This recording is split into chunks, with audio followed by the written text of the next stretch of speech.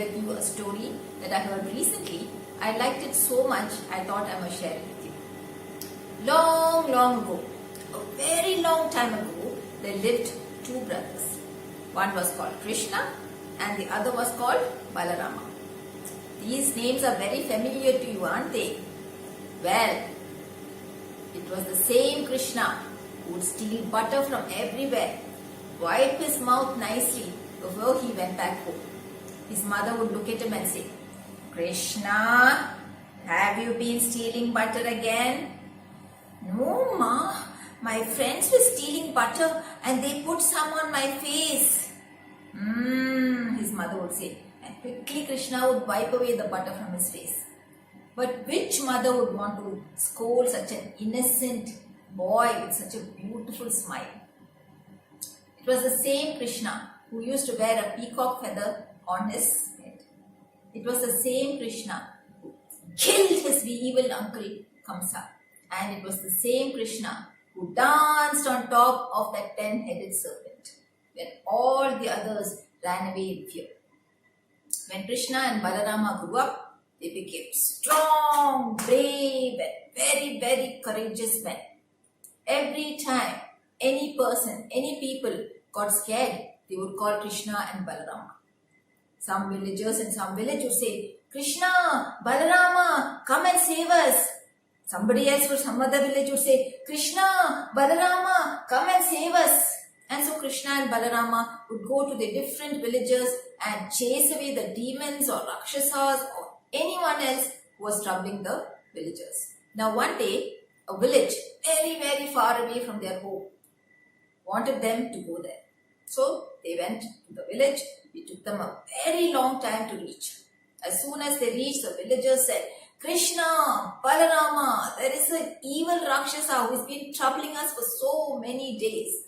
And as usual, Krishna and Balarama, dishkum, dishkum, dishkum, dishkum, chased away the Rakshasa. Then they sat down and they had a delicious meal, drank water, glug, glug, glug, glug, glug. And once they were rested, they set back for home. They walked and they kept walking, but the sun had started to set. They had reached a forest. Krishna said, "Balarama, let us not walk through the forest at night. We shall rest here for tonight, and tomorrow morning we shall go back home." Balarama was very happy to agree. Yes, Krishna, that's a very good idea," he said. Krishna looked at Balarama and said, "It's 8 o'clock now. I shall sleep from 8 to 12. And at 12 o'clock, I shall wake up and you can go to sleep. Till then, you can stay guard here." Balarama agreed. And so Krishna climbed a tree, found a nice broad branch and went to sleep.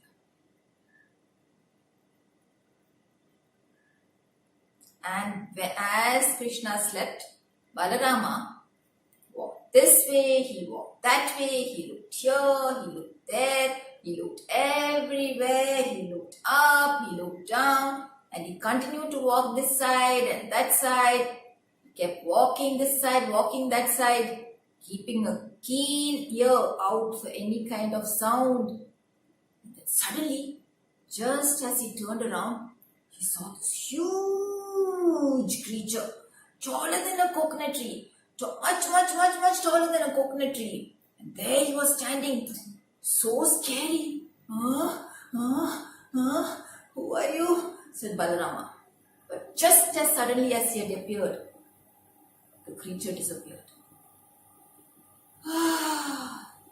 Balarama was relieved and he continued to walk. He walked this side, he walked that side, he walked here, he walked there, he looked here, he looked there, he looked up, he looked down, and continued to walk. Then suddenly he heard some sound. A rustling sound behind some bushes. So he went near the bushes and looked very close. And there was that creature again, but this time that creature was very small. "Who are you? What do you want?" said Balarama. He was starting to feel very scared. The creature became little bigger. Who are you? Said Balarama. The creature started to become bigger and bigger. Balarama was getting very scared. Tell me who you are. And soon that creature was the size of a plant. Who are you? Tell me, said Balarama. But the more Balarama asked him, the bigger the creature became. Bigger and bigger and bigger and bigger, and soon he was huge. Ha ha ha ha ha! He laughed like the clap of thunder. Poor Balarama. He started backing away. He backed away, but as he started to back away, the creature started following him. Balarama was so scared, he started to run and run and run and run and run, and suddenly he fell down. Thump! And fell unconscious. In the meantime, it was midnight. Sharp at 12 o'clock, Krishna woke up.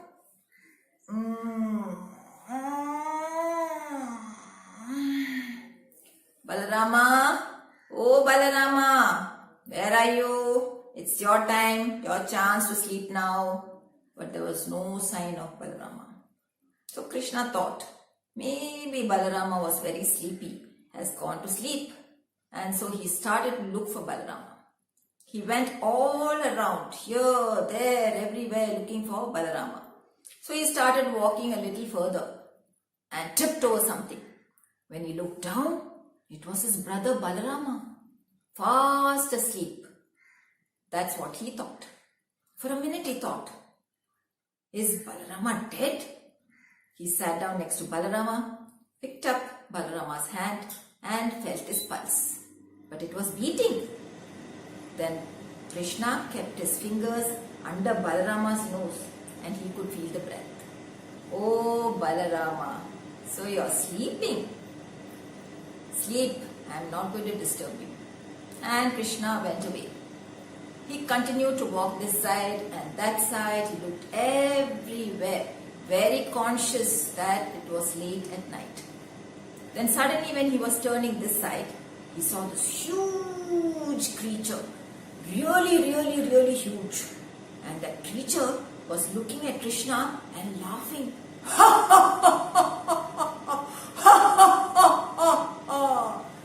But Krishna just stood where he was. He looked up and said, who are you? What do you want?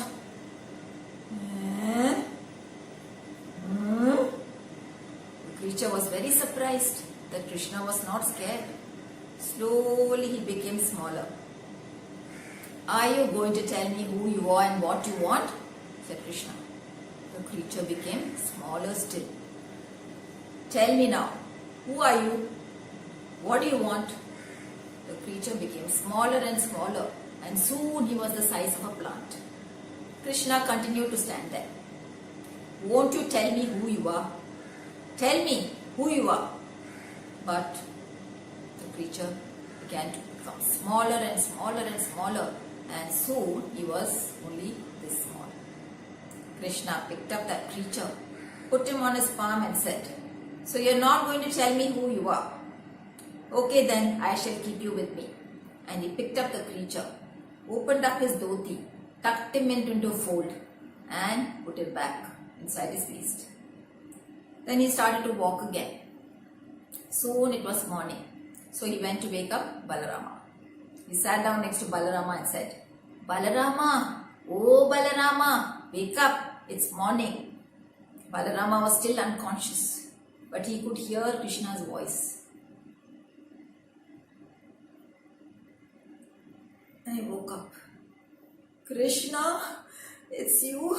Krishna, you know what happened last night? There was this huge creature and he was laughing so loudly. I got so scared and I ran and ran and ran. I think I fell down and I don't know what happened after that. Calm down, Balarama. Calm down. But Krishna, this creature looked very dangerous. I'm so scared of him. Is this the creature you're talking about? Said Krishna. He opened up his dhoti and took out that tiny little creature. Yes, it is this one. He became from the sides, he became bigger. Oh, Krishna, be careful. Calm down, Balarama. This creature is not going to harm us. Let us wait for a while. It's still dark. After it becomes light, we shall go back home. And Krishna went back to sleep. Balarama went back to sleep too. When it was light, Krishna woke up Balarama, and they went back home. Now, why do you think the creature was becoming bigger when Balarama saw him? And why did the creature become smaller when Krishna saw him? Do you know the reason why this happened? It was because Krishna was very brave. He was not scared of that creature. Whereas Balarama was very scared. That's why the creature became bigger and bigger when Balarama became more and more scared. And the creature became smaller and smaller because Krishna stood where he was and continued to ask him who he was in such a calm voice. So you see, this is what happens. Our problems become bigger and bigger every time we try to run away from them. But if we were to stand and face our problems, they only become smaller and soon we can solve them. And that's where the story ends. I hope you enjoyed the story. Thank you for listening. Namaste.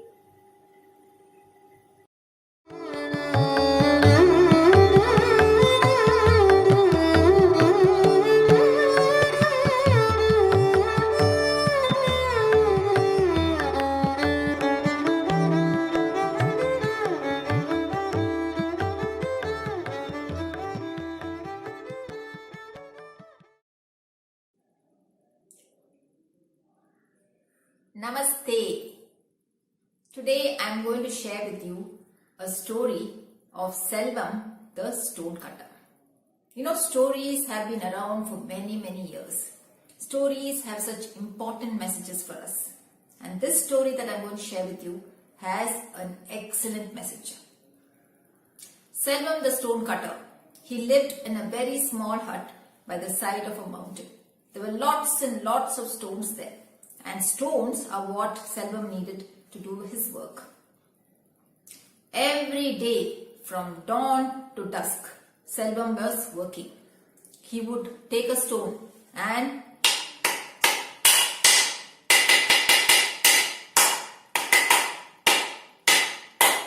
he would start working on the stone. Sometimes he made a statue.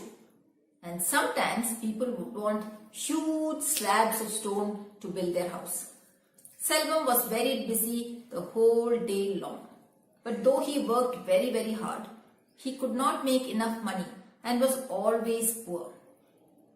When it was very hot, the sun would blaze down on him. But he would sweat and sweat because there was no shelter to protect him. And when it rained, it would pour and Selvam could not work. He had to wait inside his hut till the rain stopped. And when he didn't work, he didn't make money. Poor Selvam, his back was bent. His hands were so rough after working with stones for so many years. One day, a rich merchant servant came to see Selvam. He said, "My master wants a big statue of Buddha and he wants it in the next 6 to 7 months. Keep it ready and bring it when you are done." So Selvam agreed, and the next 6 months he started working, and after 6 months he had finished making that beautiful statue. Do you know how difficult it is to make a statue out of stone? Selvam had to work and work. He had to make the face very carefully. And the Buddha, you know how he sits, so peacefully with his eyes shut. So every little detail on Buddha's face had to be perfect. By the time Selvam finished his work, he was very happy. The statue looked beautiful. So he picked up the statue, put it on his bullock cart and started towards the town. After having gone for a long time, he reached the rich merchant's house. He stood outside the house and looked. He was amazed.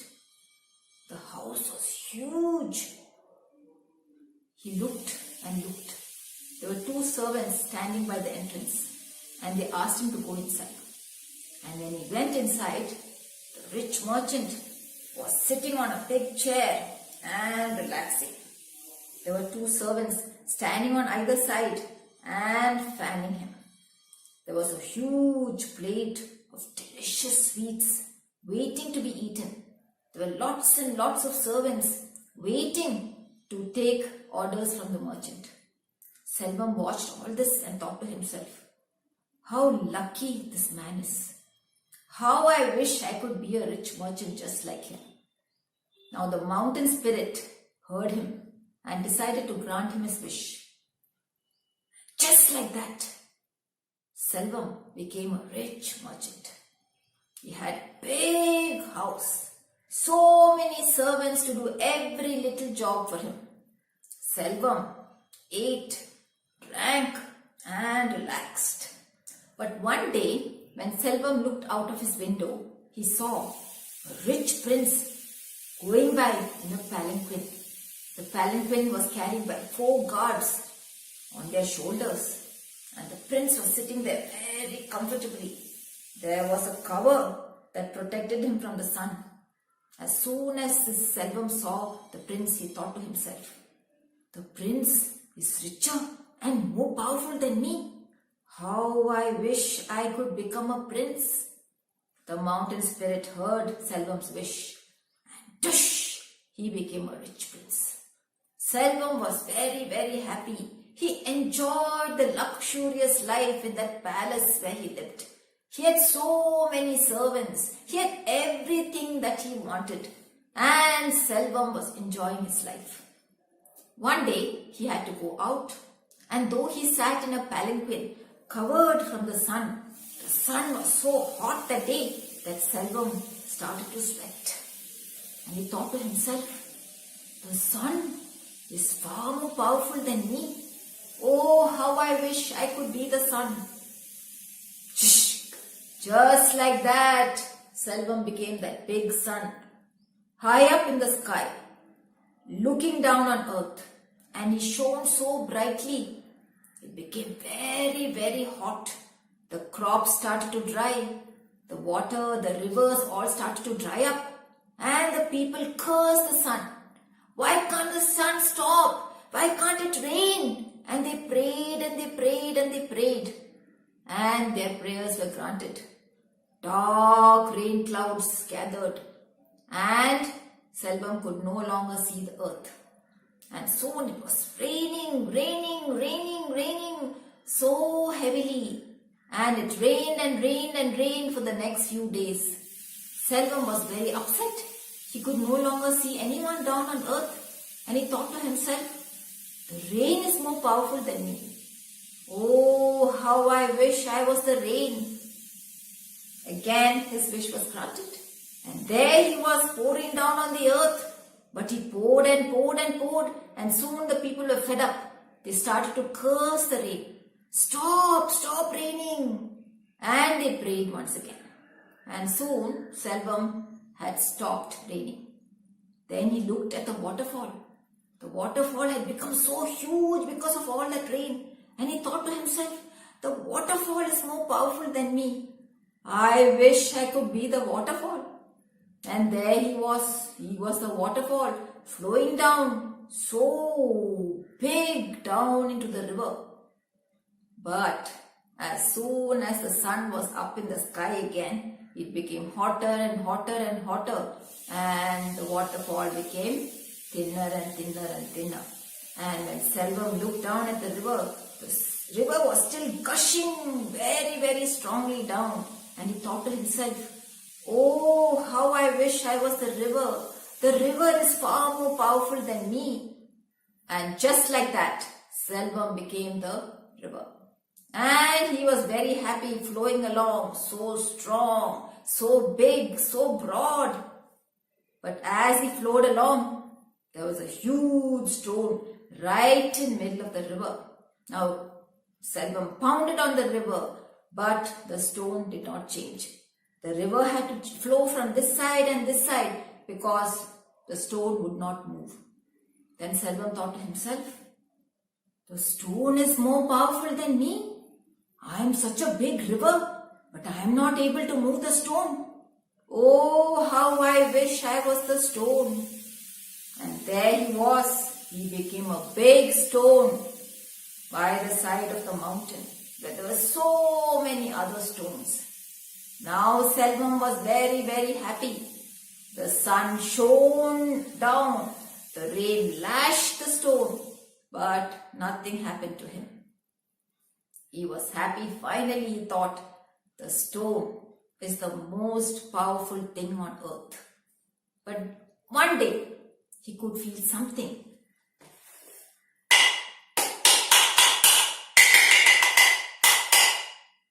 And when he looked, it was a stone cutter chipping away at the stone. He could feel all the pain. And he thought to himself, the stone cutter is more powerful than me. Oh, I don't want to be a stone anymore. How I wish I could be the stone cutter. Again, the mountain spirit granted him the wish. And there he was. He was the stone cutter, chipping away at that stone. The same Selvam, back to being a stone cutter. Selvam was very happy this time. He thought, I am more powerful than that rich merchant and that prince and the sun and the rain, the waterfall, the river, the stone. I can actually work with that stone and make it into something else. So I am the most powerful on earth. And so Selvam continued to work hard, but he no longer wished to be anything else. And his life became very, very happy and peaceful. And that's where the story ends. What do we learn from the story? We should always be happy with what we have and what we are. Why should we spend time looking at others and wishing that we could be like them? We have been made in a special way. Every one of us is special. And that's the way we are supposed to be happy. I hope you enjoyed the story. Thank you for listening.